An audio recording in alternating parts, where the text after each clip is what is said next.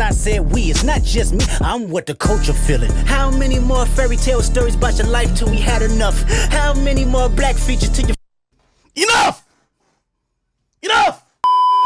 Yeah, somebody's lying, I can see the vibes on act. Even he looking compromised, let's peel the layers back. Ain't no...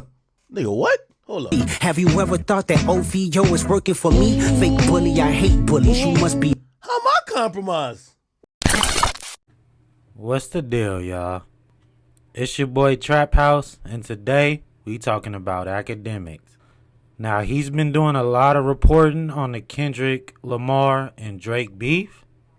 And say what you want about this dude, he solidified his spot in the game, so a lot of people are looking to see what he say.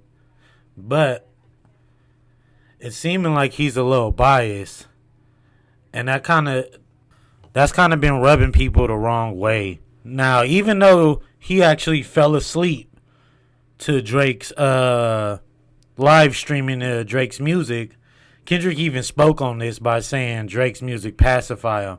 But he's been downplaying Kendrick's songs a lot, saying the disses didn't hit, they weren't that good, Drake's still winning, all kind of things like that. Now, the only problem with it is, even on his own poll and all the polls posted, the fans, even Drake fans, have Kendrick up 80% of the polls to 20. So everyone's wondering why Akademiks keeps trying to report that Drake is winning. You know, he's made excuses for Drake's ghostwriter, saying, oh, it's just a collaboration. And he's saying he's the biggest Drake fan, and basically that Drake writes his bars and he's a real artist. But he forgets about a video he did 8 years ago on his channel, Akademiks or Academia or something like that, where he actually goes and reports on the beef 8 years ago, though, before all this happened. And he speaks a little bit on leaks about Drake's ghostwriters. You know, he had a Quentin Miller, and then he had Party Next Door, and a couple other dudes come out. So DJ Akademiks goes and speaks on this a little bit, and I want you guys to hear what he was saying then versus now. And tell me, what the do you fuck think is this going dude is on paid over off? at the OVO sweatshop? Yo, they must got the weakest security in the history of this fucking planet. The passwords for their fucking supercomputer with all the fucking reference tracks got to be like 666. What the fuck? Because let me tell y'all what happened, okay? And by the way, this is a little bit shameless plug for my Twitch stream, because we actually kind of not really exposed it on Twitch, but we kind of figured this out together, me and about 700 people. But I'm bicking back being bull, okay? I'm playing some NBA 2K, catching the L, of course. You know what I mean? And listen, I'm checking my email. The email says, surprise Akademiks! Aubrey is back at it again. Now, I ain't no goddamn Drake stan. He's my favorite rapper. But I'm skeptical as a motherfucker, because I'm like, again, nigga?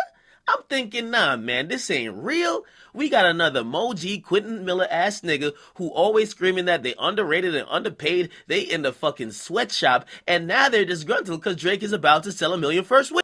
Now, it's going to get kind of complicated because I can't just play the songs on here because the Illuminati for OVO, they're probably watching, and they definitely would not want the fucking reference tracks like just all over the internet. So I'm not going to put it in my video, to be honest. You guys can go check it out separately. Just let me explain what you guys are listening to. All right? So you got to stay with me. Now, the demo for Legend, right? We hear Party Next Door. He's singing the hook. And by the way, it sounds fucking atrocious. And in no way, shape, or form am I trying to say that these original versions sound better than Drake's final version, because, of course, a reference track is really rough. It's not really mixed and mastered. It's only to create a blueprint or a framework for the final artist, which is Drake, to perform. So Drake's version sounds 1,000,000 times better than these reference tracks. However, I think for some people who love the art of rapping and really just love the art of making music and hip-hop, you want to think that when you hear a song like Legend, it's like, oh my God, you want to think that's Drake.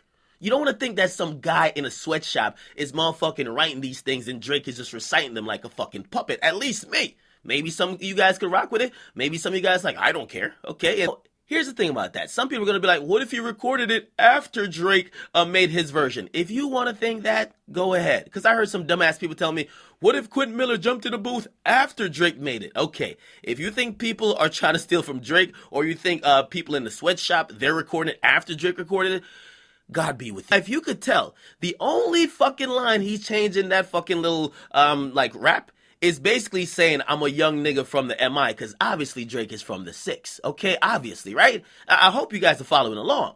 Now, again, I'm not saying he's guilty. I don't want to just say, yo, listen, let's go get at Drake again, because I don't think, honestly, most people care. I'm just pointing out to the people that might care or might want to kind of get this little nuance within the music, all right? Again, I'm putting out the facts. You could choose to believe it or not. Anyway, that's some real shit. Now, maybe it's just coincidence. Maybe great minds think alike. Maybe they're passing around bars like Kendrick said and sharing bars like the fucking bunk bed. I'm just saying. Now, that's legend. Okay, so... Now, as you can see, back then, Axe was just being an unbiased reporter and just giving the news, even dropping little bombs on Drake and dogging on him a little bit. But even then, he's saying how he's a little scared because OVO Illuminati is going to get him and stuff.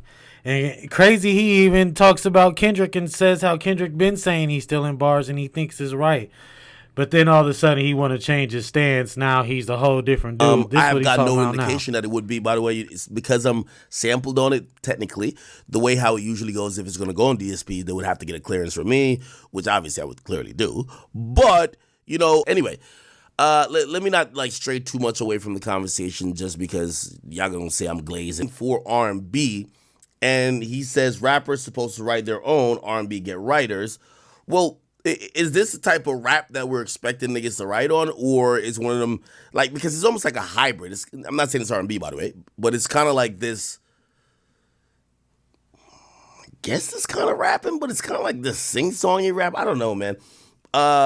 Yeah, if y'all want to be like, yo, he used a writer for it, fuck it. You know what I mean? Some of y'all are in shock and awe. To me, the muster off of the ghostwriting thing, because like some of y'all, I was once naive that every rapper wrote every line of every song. None of them ever took a hook, a line, a punchline, a reference. They usually just fucking sit there with their pen and pad. That's just not the reality of things, okay? And do I believe that Yachty helped write this shit? Yeah. Now, listen, you might be able to handle Drake. Don't fuck with Big Act now, Kendrick. But yeah, let me know who you guys think are winning. I say Kendrick is up. Polls say Kendrick is up. Let me know if y'all think Axe been bought and paid for in the comments, man. I'm pretty sure he has. Same with Mason, the other dudes who've been dogging Kendrick.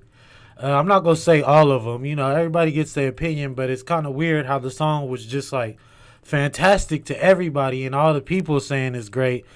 And certain bloggers are acting like it's the worst thing that ever came out.